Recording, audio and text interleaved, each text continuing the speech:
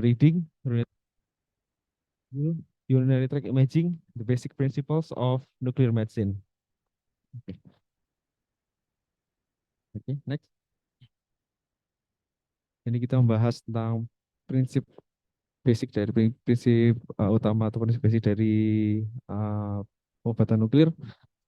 Yang pertama, pengobatan nuklir ini kita gunakan sebuah pharmaceutical agent atau agen farmasi yang dilabelkan atau dinamakan sebagai radionukleid yang digunakan untuk melihat atau memvisualisasi fungsi organ atau bisa mengobati suatu penyakit maupun melihat karakteristik sebuah proses molekular yang terjadi dalam sel tubuh manusia. Nah, jadi ada tiga fungsinya dari molecular imaging ini dan bisa juga terapi. Ini bisa untuk mendiagnosis penyakit seperti kanker, terus bisa juga digunakan untuk target medication dan radionukleid itu atau agent pharmaceutical itu dia akan berputar atau berkumpul di dekat sel-sel tumornya dan bisa digunakan kita gunakan tergantung alatnya untuk imaging, apakah kita untuk lokalisasi terapi atau untuk membunuh sel-sel kanker untuk mengobati pasien-pasien tumor. Nah, imaging agentnya ini kita namakan sebagai radio tracers.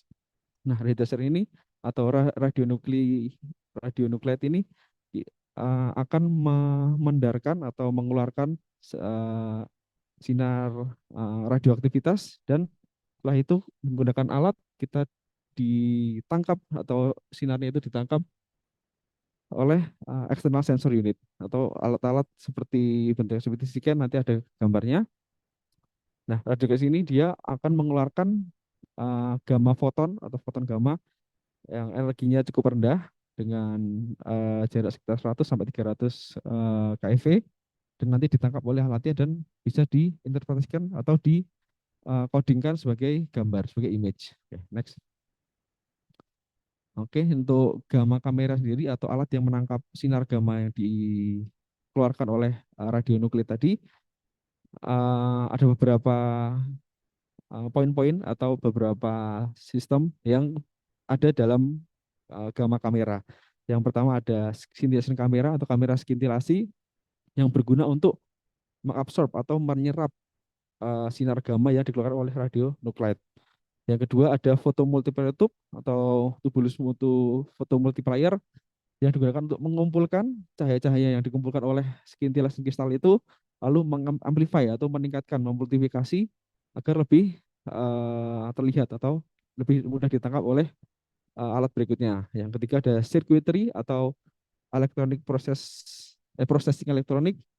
Nah, dia nanti mengintegrasi output dari cahaya yang dikumpulkan oleh kristal scintillation dan diamplifikasi oleh photomultiplier tube, dia akan diterjemahkan atau rekonstruksi sebagai sebuah gambar. Jadi nanti gambarnya sebuah image matrix yang tergambar atau terproyeksi pada alat gamma kameranya itu dapat dilihat hasilnya seperti potongan CT scan itu dua dimensi. Kita lihat dari satu sisi dan di antara pasien dan gamma kamera itu terdapat alat namanya kolimator. Kolimator ini berguna untuk menangkap atau mengarahkan gamma ray atau gamma fotonnya itu agar sejajar atau tegak lurus ke scintillation kristalnya. Ini kan potongannya didapatkan dua dimensi, maka untuk mendapatkan potongan dari tiga dimensi, kita lakukan rotasi dari gamma kamera. Gamma kamera bisa berputar secara perlahan di antara pasien untuk menangkap gambar tiga dimensi dari gamma ray yang bisa diinjeksikan pada pasien. Next. Oke, ini untuk ini ada gambar untuk alat gamma ray-nya ini atau gamma kameranya. Ini alatnya bisa berputar sesuai kebutuhan. Kalau misalnya butuh potongan dua dimensi akan tergantung operator untuk membutuhkan potongan dari mana, tapi bisa berputar untuk mendapatkan gambar tiga dimensi.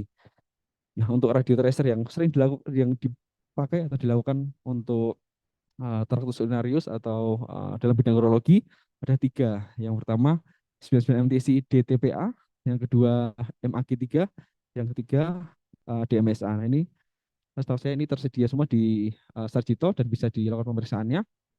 Yang pertama, di TPA ini dia digunakan terutama untuk mengkalkulasi atau menghitung GFR atau glomerular filtration rate.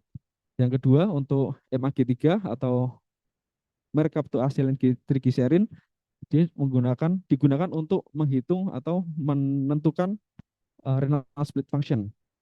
Nah, yang ketiga, yang salah satu yang sering dipakai juga namanya DMSA, dia digunakan untuk imaging atau menggambarkan melihat uh, struktur kortikal atau parenkim dan bisa dilakukan untuk melihat apakah ada acute lymphosis atau renal scarring. Nah, ini untuk kombinasi kombinasi dari beberapa radiotracer yang bisa digabungkan seperti MAG3 atau DTPA ini digabungkan atau dilakukan pemeriksaan di saat yang bersamaan untuk melihat uh, fungsi diferensial dari ginjal dan selain itu juga bisa untuk melihat apakah ada obstruksi pada renal atau sumbatan pada renal. Nah, ini kita bisa lihat pada gambar yang scintigraphy dinamik renal dengan radio tracer di TPA untuk gambarannya. Jadi seperti ini nanti yang ditunjukkan. Nanti setelah gambarnya sudah ditangkap oleh gamma foton kamera, uh, gambarnya seperti ini dan nanti diinterpretasikan oleh dokter radionuklir. Next. Oke, ini salah satu gambaran renogram menggunakan MAG3 untuk pasien normal. Jadi untuk dynamic renal imaging ini dia dilakukan dalam atau menggunakan dua fase. Yang pertama fase perfusi dan kedua fase fungsional. Nah, fase perfusi ini dia dihitung 1 menit atau segera setelah injeksi dari radionuklit tadi. Lalu selama 1 menit dia dilakukan pengambilan gambar setiap detik 1 atau 2 gambar. Jadi dalam 1 menit ada sekitar 60 sampai 120 gambar yang menunjukkan fase perfusi. Nah, setelah itu pada fase fungsional dia dilakukan pengambilan gambar setiap menit 1 gambar. Jadi setelah fase perfusi. Terus untuk fungsi sendiri kita anggap normal jika perbedaannya sekitar 10%. Nah, itu dalam kondisi normal. Dan pada ginjal yang sehat atau ginjal yang normal, radiotracer ini bisa dikeluarkan atau dibuang dalam waktu 15 menit setelah injeksi. Jadi untuk fase fungsionalnya kita bisa dapatkan sekitar 14 gambar. Itu kalau misalnya pada pasien dengan ginjal yang sehat. Nah, ini untuk gambaran dari uh, ini kita bisa lihat dari grafiknya yang atas itu ya fase perfusi, yang bawah fase fungsional. Di fase perfusi ini ada 3 garis yang perlu kita ketahui. Yang pertama garis putih itu adalah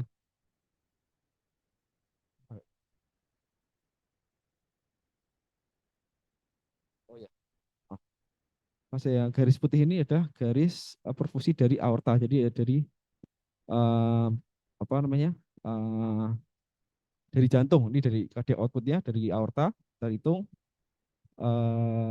cardiac outputnya. Lalu untuk yang perfusi ginjalnya kita bedakan jadi 2 warna. Yang kiri yang warna biru bergaris-garis atau hijau garis-garis ini, yang kanan warna ungu. Nah, ini kita lihat nih pasien normal ini perfusinya sama dan grafiknya seperti ini untuk fase perfusi. Jadi untuk misalnya ada gangguan, misalnya ada penurunan fungsi ginjal atau ada kelainan lain, bisa jadi ginjal kanan dan kiri berbeda fungsinya dan itu bisa dilihat dari grafiknya. Dan untuk fase fungsional ini adalah setelah inisial injeksi dari radionuklit tadi, kita lihat ginjalnya keduanya dalam batas normal, maksudnya menyerap radionuklit dengan baik dan grafiknya sama karena ada kiri dan garis biru dan garis ungu dan dia akan menunjukkan penurunan yang seperti slope, yaitu perlahan dia menurun untuk menunjukkan fungsi ginjal yang normal. Next.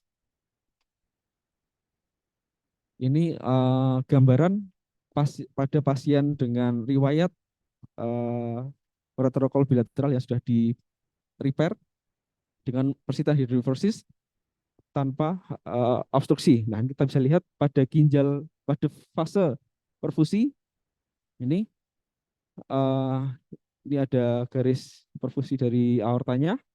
Lalu untuk fungsi perfusi dari ginjalnya yang kiri kesan lebih baik atau lebih bagus, lebih tinggi grafiknya dibanding yang kanan. Ini untuk perhitungan fungsinya kita bisa lihat perbandingan kanan dan kiri dari apteknya. Ini mungkin agak kelihatan ya karena terlalu kecil ya. Nah, ini sekitar perbedaannya sekitar 20%. Jadi ini yang kanan sudah tidak normal, yaitu apteknya berbeda lebih dari 10%.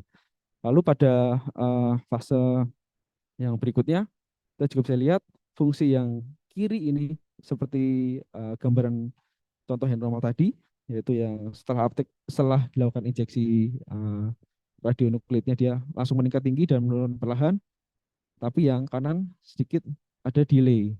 Nah, ini menunjukkan adanya penurunan fungsi ginjal yang kanan. Oke, next. Oke, selain untuk menilai dua itu, eh, jadi kita juga bisa melihat apakah ada renal vascular hypertension atau hipertensi uh, primary atau essential hypertension untuk membedakan apakah dari vaskular renalnya atau dari essential dari hipertensi itu dari ginjalnya sendiri. Nah, jadi ginjal ini kan kita masing-masing manusia menggunakan fungsi dari autoregulasi dari renin yang diproduksi oleh glomerular cell. Lalu ini renal singleton dia bisa digunakan untuk membedakan antara penyakit renal vascular hypertension karena renal vaskular atau dari essential hypertension sendiri. Ini kita pakai pakai radionuklid yang di TPA. Soalnya dari di TPA sendiri seperti yang dijelaskan di slide sebelumnya, dia digunakan untuk menghitung GFR atau uh, menghitung GFR dengan yang dibuang oleh fungsi glomerulonephrosis dari ginjal itu sendiri. Oke, next. Oke. Jadi untuk key point dari bahasan pertama ini, di yang pertama ada 3 pharmaceutical agent atau radionuklid yang paling sering dilakukan untuk atau paling sering digunakan untuk melihat atau imaging pada fungsi ginjal dan pada bidang urologi. Yang pertama di TPA, yang kedua MAG3, yang ketiga DMSA. Nah, yang di TPA itu dia digunakan untuk menghitung GFR, dia dibuang atau di clear by glomerular filtration. Jadi dia untuk melihat GFR dia dibuang oleh uh, glom, fase glomerular filtrasi glomerular. Yang kedua dia yang MAG3 ini dia dibuang oleh melalui fungsi tubular secretion dan dia untuk melihat renal function. Nah, terus yang terakhir kita dari DMSA kita bisa melihat apakah ada infeksi atau proses dari kortikal dari ginjal itu sendiri dan apakah ada renal scarring. Nah, untuk yang kombinasi tadi bisa digunakan DTPA dan MAG3 untuk melihat apakah ada renovascular hypertension, terus bisa melihat fungsi graf dari transplant dan apakah ada FVUR. Next. Oke, yang kedua ini masuk ke PET scan. Ini menggunakan DMSA juga. Terus untuk PET scan yang bisa atau yang sering dilakukan yang dipakai adalah 67 GA citrat. Nah, ini sebuah radio tracer juga yang dia mengikat uh, pada sel-sel inflamasi di dalam tubuh. Jadi untuk melihat apakah ada inflamasi yang berlangsung dalam tubuh ini menggunakan radio tracer atau pharmaceutical agent-nya 67 GA citrat. Nah, setelah diinjeksikan, dia akan menempel pada sel-sel yang terinfeksi atau terinflamasi. Lalu setelah kita ambil gambarnya, akan terlihat atau terproyeksi mana bagian-bagian dalam tubuh yang mengalami inflamasi. Terus selain itu juga DMSA juga bisa dipakai untuk melihat apakah imaging infection di dalam tubuh. Oke. Dan ini mungkin bisa dipakai untuk pasien-pasien pediatrik atau pasien-pasien yang dengan compromised immunity yang mungkin kalau dengan pemeriksaan fisik, misalnya laboratorium agak sulit untuk dia penegakan diagnosis infeksi. Misalnya ada demam atau misalnya PAK keruh atau lainnya mungkin tidak ada pada pasien-pasien anak atau pasien-pasien dengan compromised immunity, kita bingung untuk memastikan apakah ada infeksi apa enggak, kita bisa gunakan ini sebagai pilihan penegakan diagnostik. Next. Oke, lalu ini untuk imaging molekuler pada keganasan-keganasan genitourinaria. Ini terutama pada tumor buli maupun tumor ginjal, kita bisa pakai 8F FDG. Ini sebuah radio tracer dari PET scan yang dia setelah metabolik, dia akan berkumpul pada sel-sel yang aktif secara metabolik, seperti pada otak maupun pada ginjal dan bisa turun ke buli juga. Makanya itu tracer ini bisa digunakan atau salah satu option untuk penegakan diagnosis atau untuk imaging pasien-pasien dengan tumor ginjal maupun tumor buli. Oke, next. Ini untuk bone scintigraphy untuk pemeriksaan pasien-pasien CA prostat untuk melihat apakah ada lesi metastasis pada tulang. Juga bisa dilakukan pemeriksaan atau bone scintigraphy dengan 18F FDG atau yang MT methylene difosfonat. Ini terutama berkumpul pada atau dia menempel pada sel-sel tulang untuk menunjukkan apakah ada sel-sel metastasis pada tulang di seluruh tubuh. Dan ini tidak seperti foto langsung, kita bisa lakukan sekalian seluruh tubuh untuk melihat apakah ada lesi metastasis. Oke, next. Nah, ini untuk registrasi pada PET sendiri, ada beberapa yang bisa digunakan. Yang pertama, NA8F ini dia untuk melihat apakah ada osteogenic activity. Nah, ini yang bisa dipakai untuk melihat apakah ada metastasis pada tulang, terutama pada CA prostat. Nah, selain itu juga FFDC, ya, untuk melihat apakah ada tumor atau keganasan di ginjal dan buli. Sebenarnya juga bisa di otak, cuman karena kita sedang membahas traktus narius, jadi terutama di ginjal dan buli. Nah, dua ini yang paling sering digunakan. Next. Lalu untuk key point dari pembahasan kedua ini, jadi PET scan atau radionuklit yang digunakan untuk PET paling banyak adalah FFDG. Ya, dia untuk melihat genitourinary malignancies, terutama di ginjal dan buli. Dia bisa melihat dan fungsi klinisnya lebih enak untuk diagnosis dan lebih penegakan diagnosis lebih baik dibandingkan imaging teknik yang konvensional seperti CT scan atau MRI, karena dia bisa melihat bisa menempel pada sel-sel yang ganas dan metabolically aktif. Terus dan efek di sini dia dieskresi pada urin atau dibuang melalui urin. Dia juga bisa melihat site-site atau lokasi distan pada penyakit-penyakit keganasan genitourinary.